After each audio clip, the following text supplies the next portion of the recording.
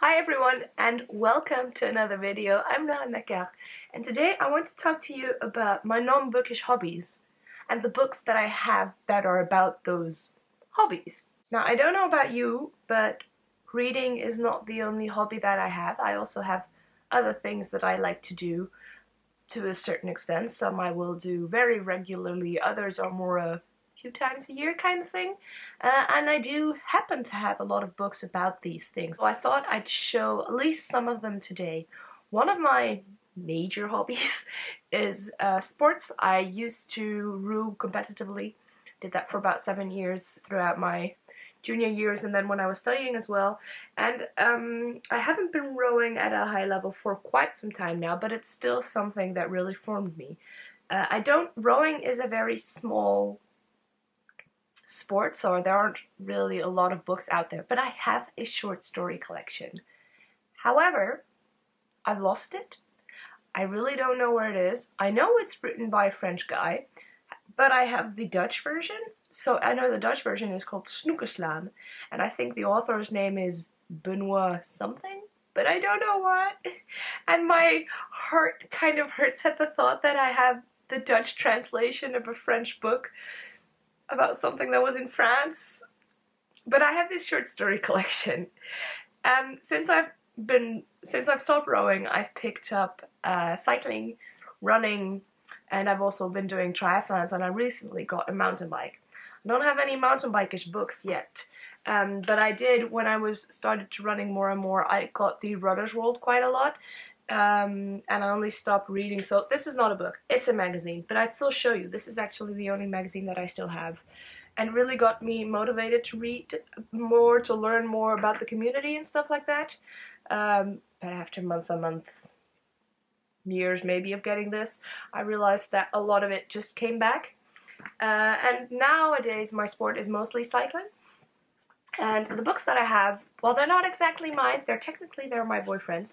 One of the first books that I've read that is about running is The Renner from Tim Krabbé. So this is a non-fiction. It's kind of a memoir about this writer, Tim Krabbé. But in this one he talks about a race that he did, and he uses that to talk about his cycling life. And it's a very well-known book in the cycling world in the Netherlands. And when I read this, I hated the writing style because I like very flowy writing style, and this is just sentences. It's sentence after sentence, and there is no relationship between the sentences, and it reads like a bunch of quotes put together, and it really disturbed me.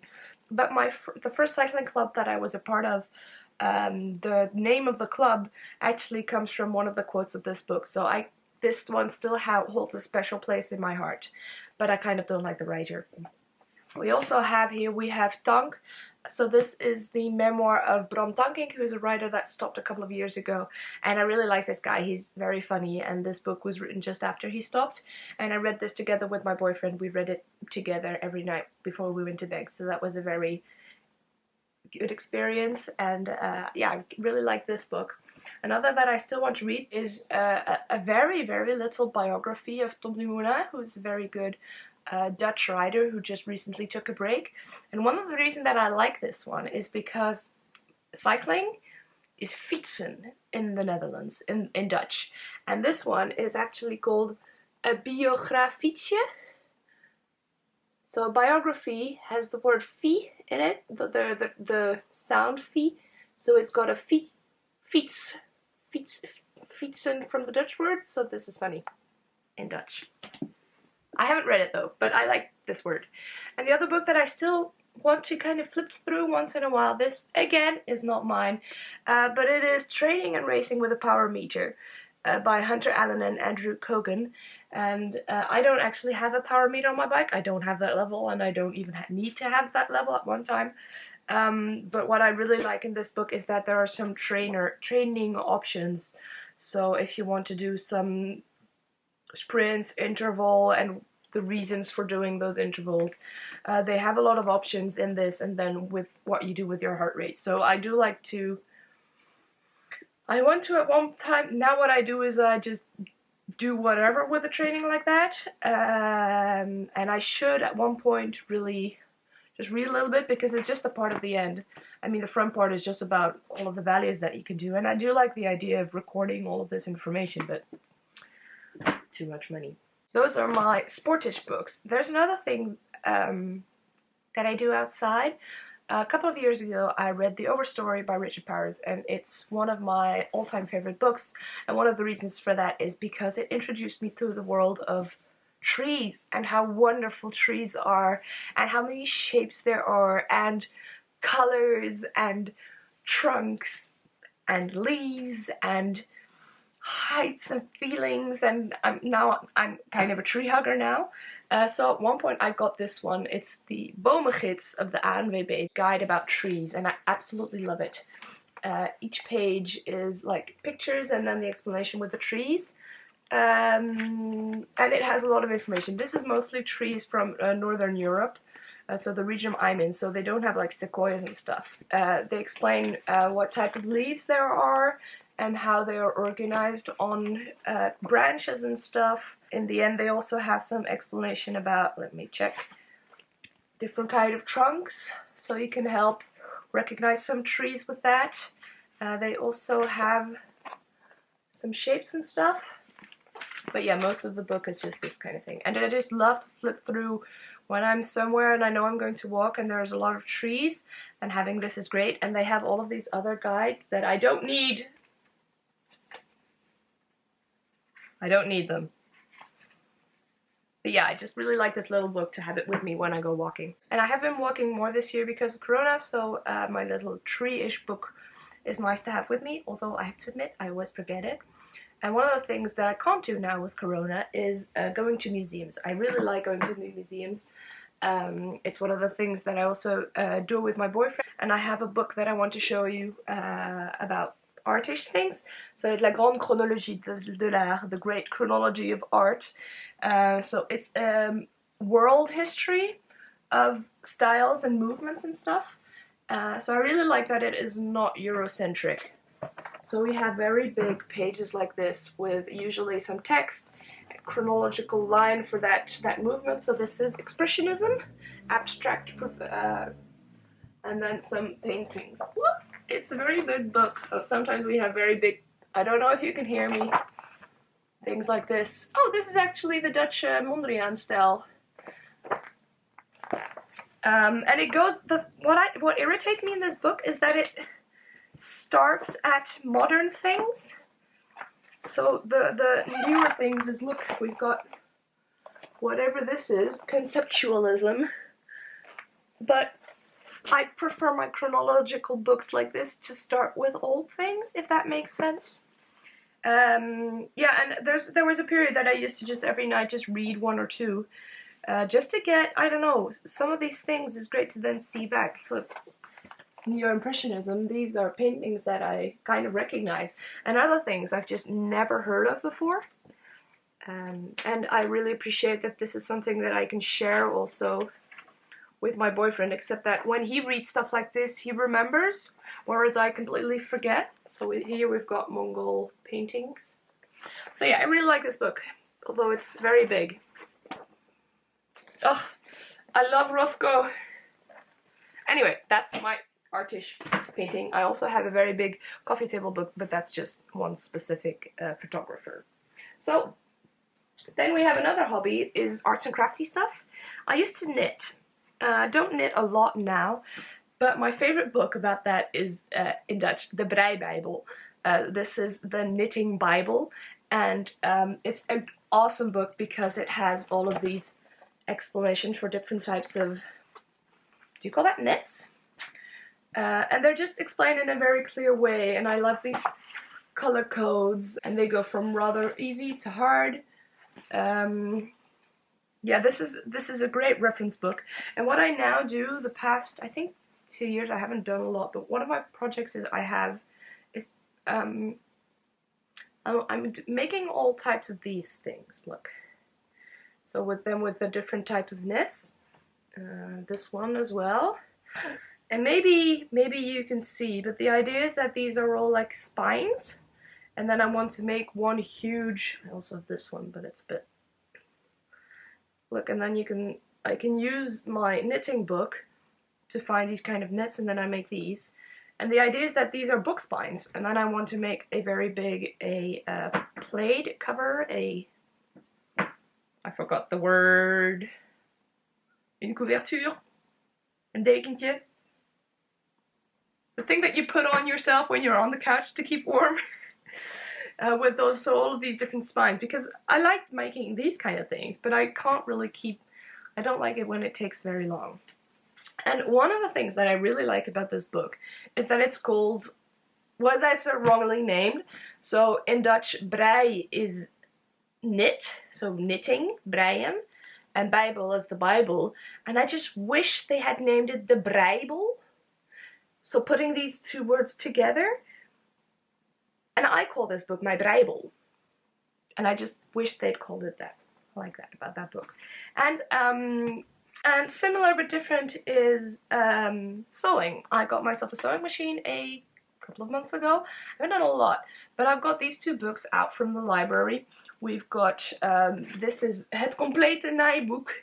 Naaien is sewing, so this is the complete book of sewing. And because of Corona, I haven't had to give this one back.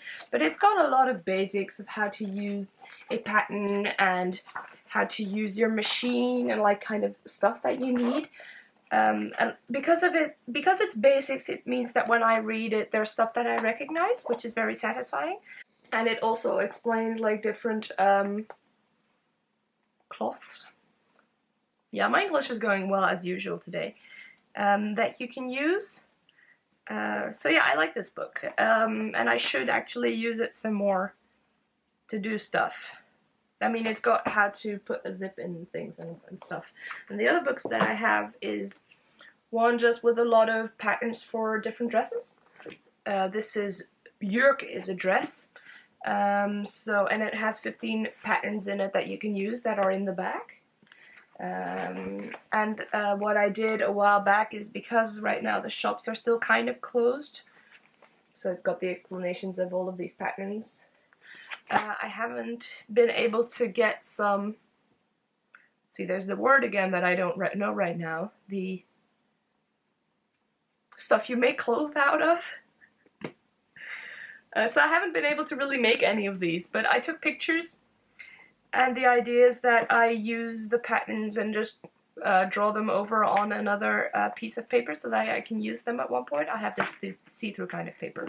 But yeah, these two books are very helpful, kind of.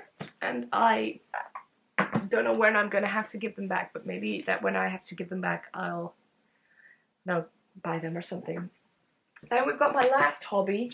Now this is not a hobby that I'm very good at, as I've realized, especially with the Invisible Cities, and that is cooking. I do like to try out new recipes, but I don't do it very often, and I don't follow recipes, as I've learned. One of my favorite cooking books is this one that I got, I don't know, at least 20 years ago. It is the manual of the Castor Juniors. God, I don't know how you call them, but you know, the Donald Duck triplets? They're called Kwik, Kwek and Kwak in Dutch, and Riri, Fifi, and Loulou in French. These three guys. So they are part of the scouting group, and this is like their cooking manual.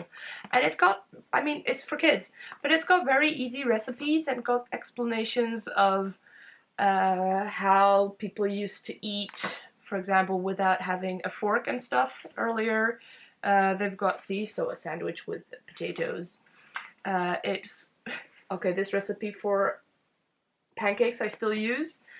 It's got explanation of what type of food you should and shouldn't eat. So eggs, well, you shouldn't eat that too much, and salt and stuff is stuff that we always eat very often. It tells you about how to grow stuff in your own garden.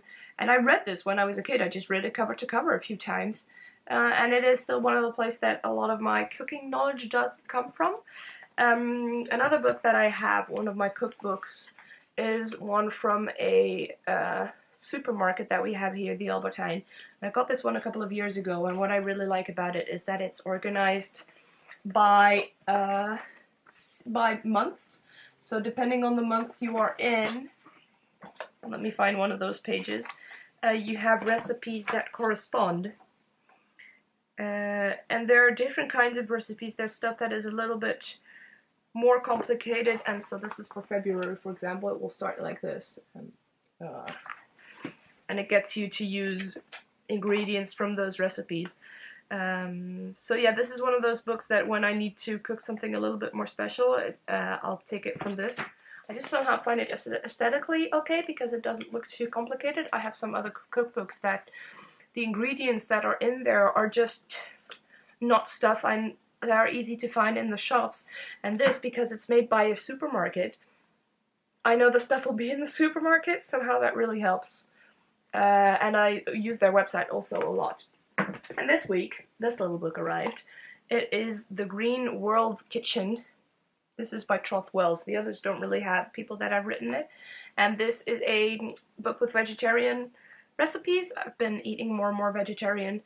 And this one has recipes from all over the world.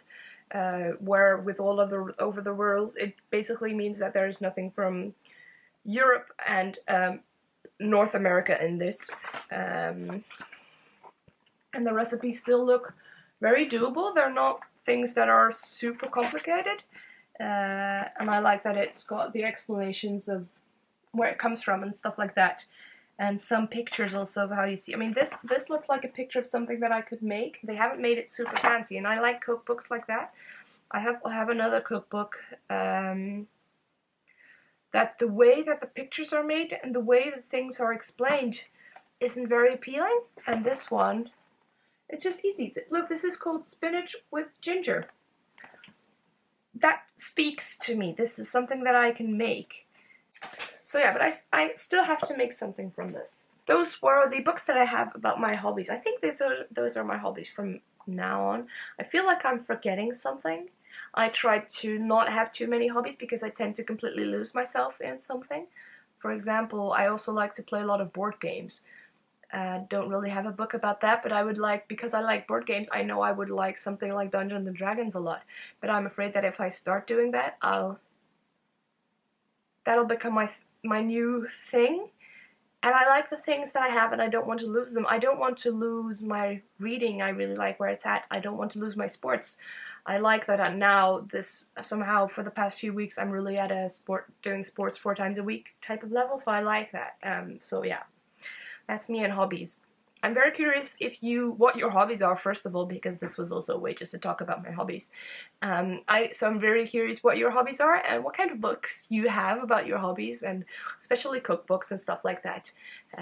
What you have in your house. Are you someone like me that has books about their hobbies? Because, well, you like your books and you like your hobbies, so this is a great intersection, because it doesn't feel like buying a book when you buy something like this because it's for your other hobby. Does that make sense? I'm gonna stop rambling. See you in another video. Thanks for watching. Bye. Ba-chum, ba-chum, chum.